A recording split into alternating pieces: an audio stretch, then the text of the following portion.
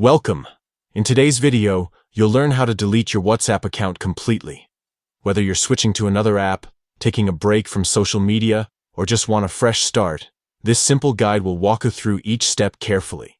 Before we begin, keep in mind that once your WhatsApp account is deleted, all your messages, backups, and chat history will be permanently removed. You won't be able to recover them later, so make sure this is what you really want to do. Let's get started. Step 1.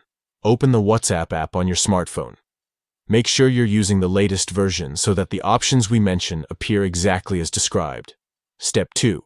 Look at the top right corner of your screen. Tap on the 3 vertical dots to open the menu, then select Settings. This is where you can manage your privacy, notifications, and account options. Step 3. From the Settings list, choose Account. This section controls everything related to your profile and security features.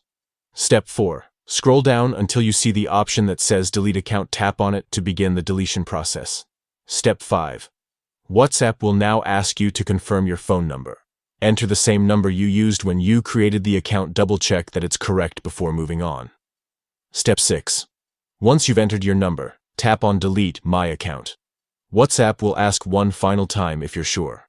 After you confirm, your account, message history, and Google Drive backups will be permanently erased. That's it.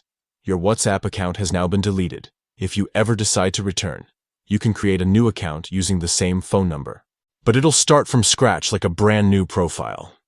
If you found this guide helpful, remember to like the video and share it with anyone who might be thinking about deleting their WhatsApp account.